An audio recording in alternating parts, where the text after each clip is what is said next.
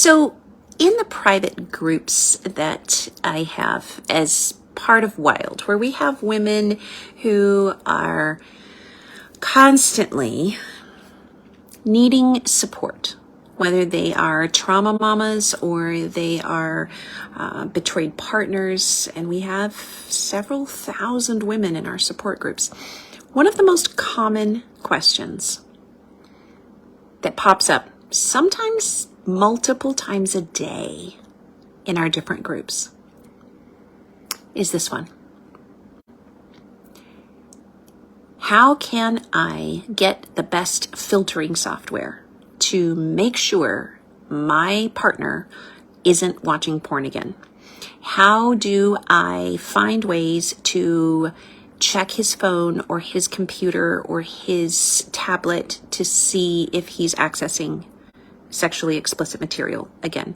How can I find out what he's doing on his work computer, etc., etc.?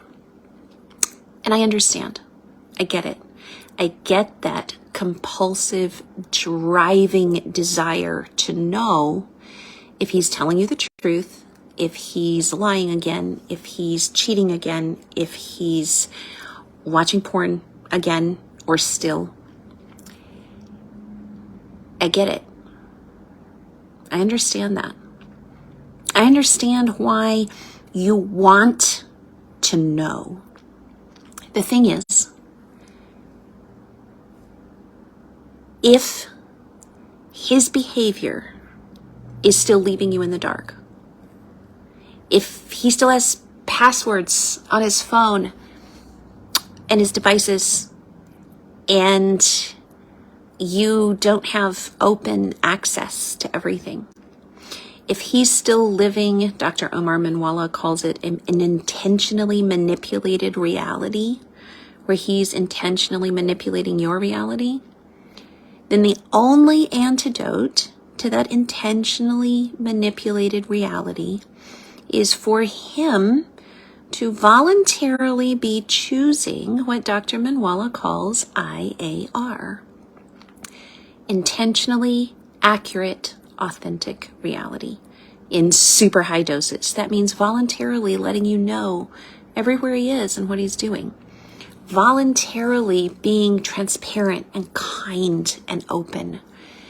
If he's repentant, if he's changed, if he's not doing those things anymore, he will be treating you in a way that relieves your anxiety and anguish. And yes, you need therapy and betrayal trauma coaching probably, because you have work to do on your own healing, for sure. But once you've started to understand the patterns and the signs that he's deceiving you, typically your intuition is spot on. You know, even if you don't know. You may not have proof, you may not have evidence, but you sense it. You know. So, my question for you is, if you're in a relationship with someone whose behavior intuitively is leaving you constantly wondering, and you feel compelled to fact check, to double check, to search their devices, then you are not by any means living in a safe, truthful, healthy relationship. So why are you still there? It's not a marriage. It's not a partnership. He's not going to change just because you keep searching his devices and confronting him with it. Why are you still there? Why are you still tormenting yourself? Trying to chase down the reality that keeps crushing you when his behavior is still indicating that you can't completely trust him, that you can't relax. Why are you still there?